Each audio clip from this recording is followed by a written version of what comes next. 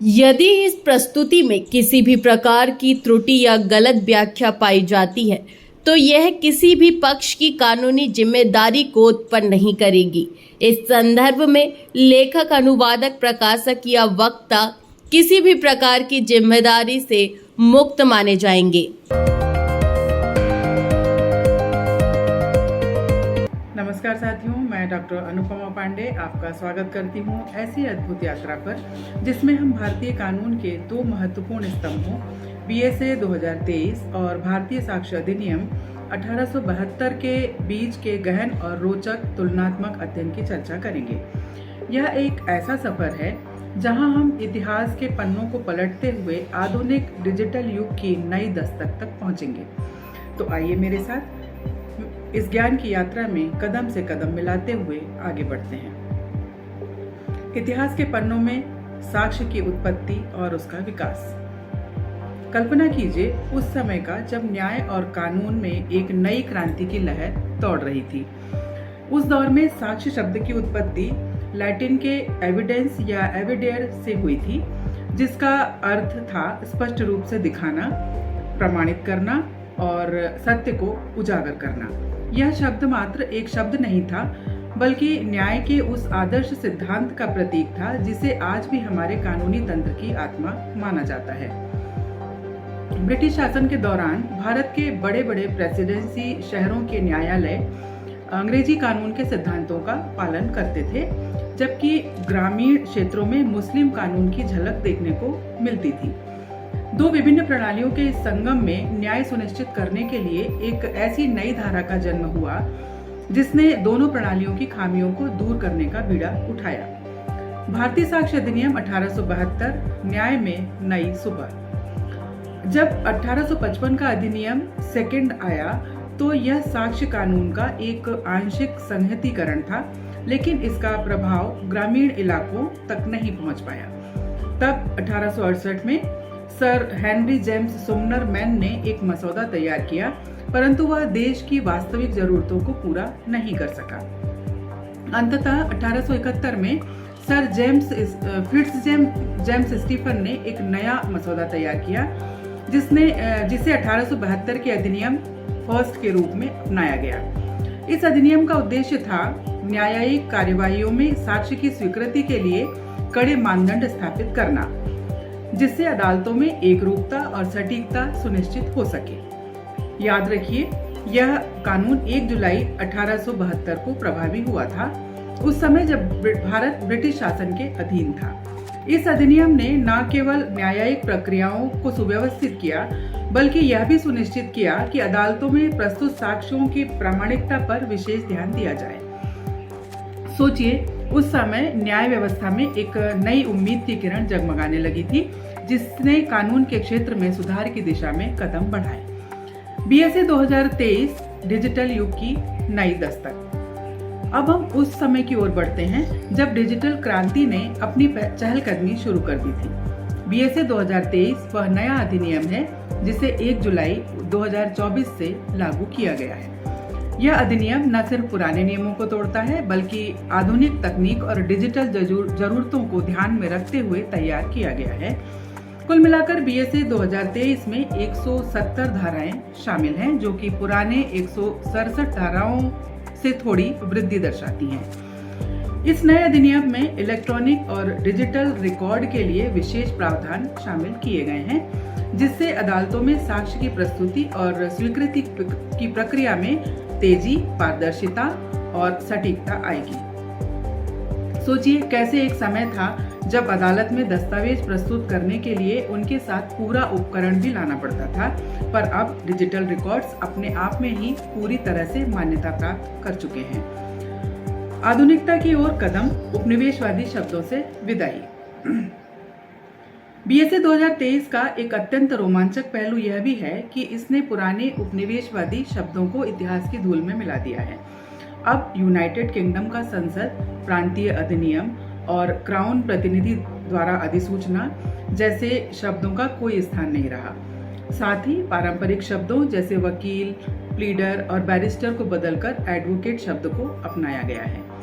यह परिवर्तन न केवल भाषा में एक ताजगी लाता है, बल्कि यह दर्शाता है कि हमारा कानून अब नए समय के साथ कदम से कदम मिलाकर चल रहा है। तकनीकी प्रगति और कानून का अद्भुत संगम। हम आज एक ऐसे युग में जी रहे हैं जहां तकनीकी प्रगति ने हमारे जीवन के लगभग हर पहलू को छू लिया है। आर्टिफिशियल इंटेलिजेंस, डेटा एनालिटिक्स और अन्य डिजिटल नवाचार ने हमारे समाज में क्रांति ला दी है। इसी प्रगति को ध्यान में रखते हुए बीएसए 2023 ने न्याय व्यवस्था में भी क्रांतिकारी बदलाव की राह प्रशस्त की है। यह अधिनियम डिजिटल साक्ष्य को संभालने के लिए नई प्रक्रियाएं और नियम लेकर आया है, जिससे न्यायिक प्रक्रिया अब पहले से कहीं अधिक सरल, तेज और पारदर्शी हो गई है। सूचना प्रौद्योगिकी अधिनियम और साक्ष्य अधिनियम में बदलाव।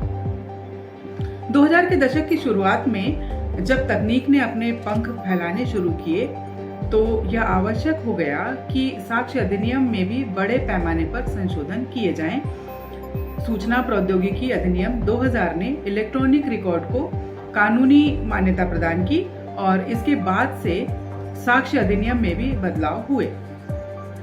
पहले जहां इलेक्ट्रॉनिक रिकॉर्ड तभी अदालत में प्रस्तुत किए जा सकते थे जब उनके साथ कोई डिवाइस को भी लाया जाता था, वहीं अब कंप्यूटर जनित आउटपुट को भी प्राथमिक साक्ष्य का दर्जा मिल चुका है।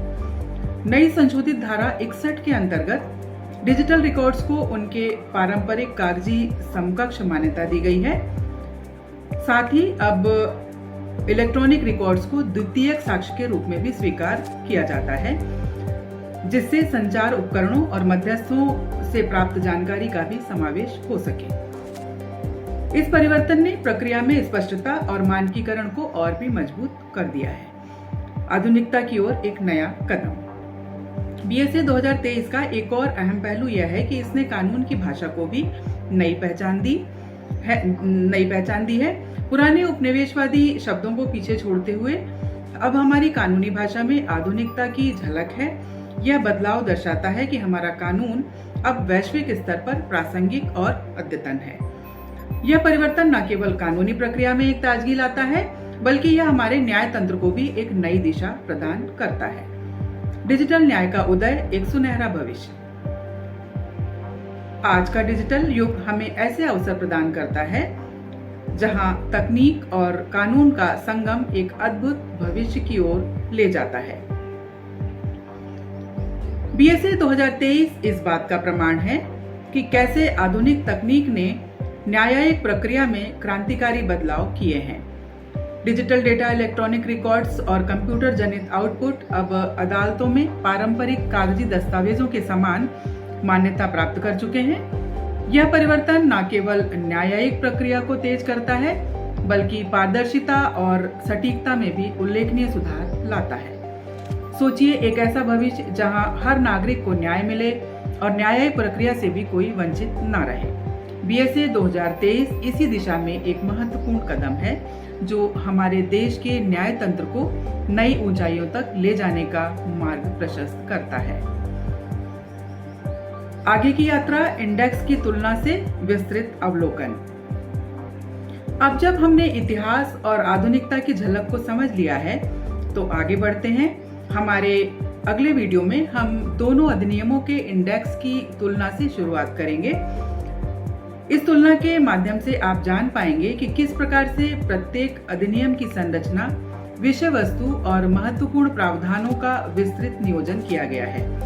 इंडेक्स के माध्यम से हम कानून के हर पहलू की गहराई में उतरेंगे, जिससे आपको पूरे अधिनियम का एक समग्र और गहन अवलोकन प्राप्त होगा। निष्कर्ष, न्याय की नई परिभाषा और सुनहरे भविष्य की ओर। मित्रों, बीएसए 2023 केवल एक नया अधिनियम नहीं है, यह न्याय में क्रांतिकारी परिवर्तन का प्रतीक है।